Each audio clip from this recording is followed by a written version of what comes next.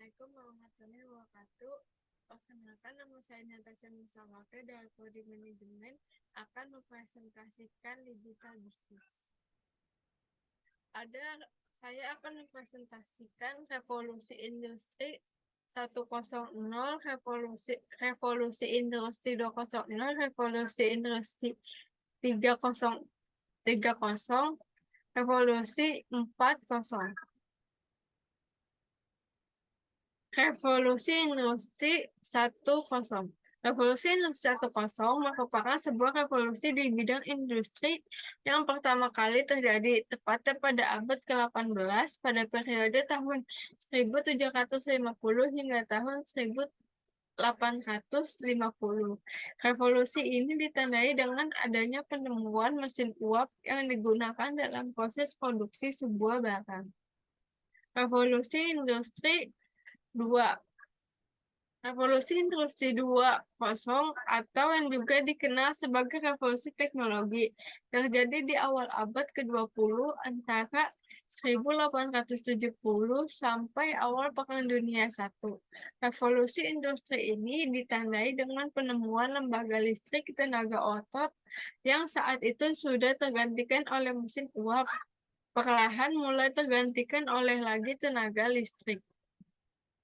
Revolusi Industri 3 pada tahun 70-an, di mana era ini disebut juga sebagai era teknologi.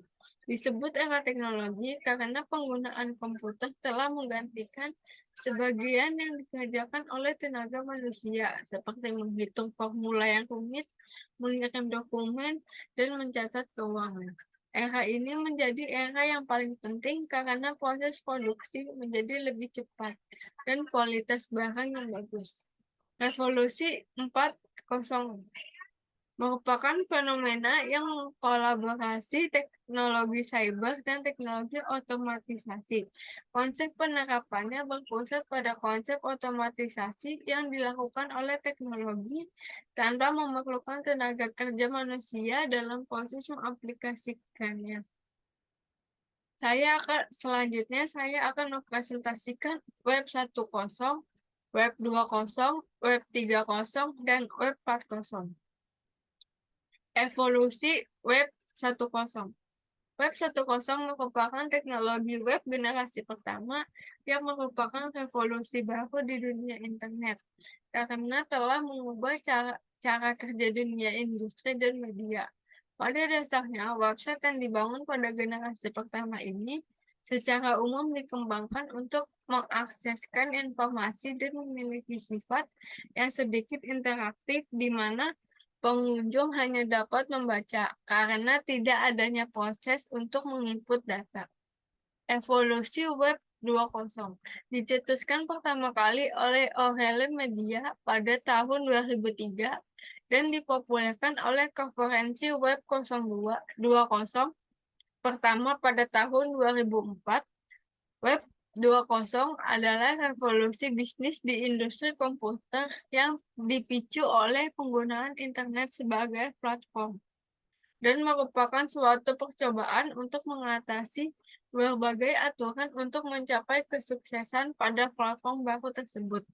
Salah satu aturan terpenting adalah buat aplikasi yang mengeksploitasi efek jaringan untuk mendapatkan lebih banyak lagi pengguna aplikasi tersebut. Evolusi Web 3.0.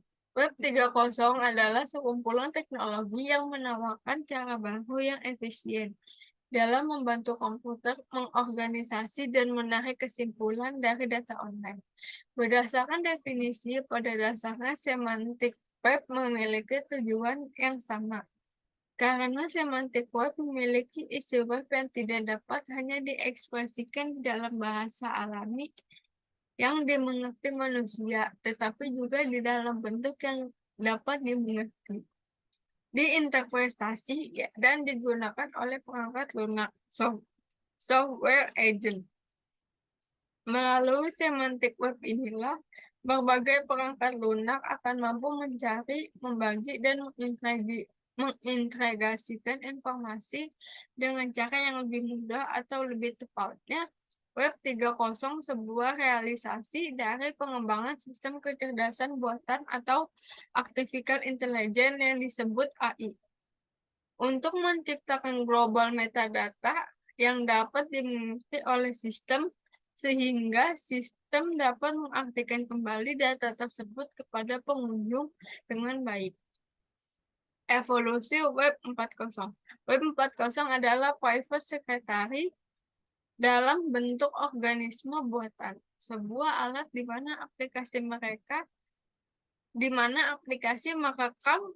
rutinitas yang kita lakukan, yang seluruh rutinitas tersebut bisa diketahui oleh aplikasi komputer, program, tools, device yang kita miliki yang kita jalankan secara online.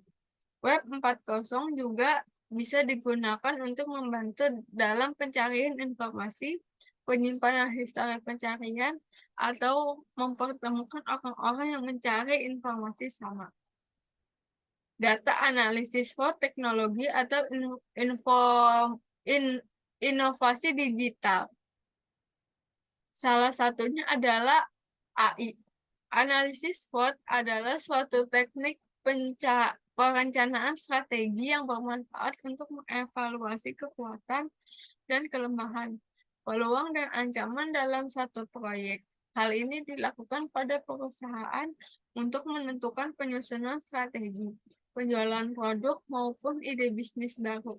Analisis SWOT adalah teknik yang digunakan untuk mengidentifikasi kekuatan, kelemahan, peluang, dan ancaman untuk bisnis atau bahkan proyek tertentu. Meskipun terdengar sulit, sebenarnya analisis ini cukup sederhana. Cukup sekian yang bisa saya presentasikan.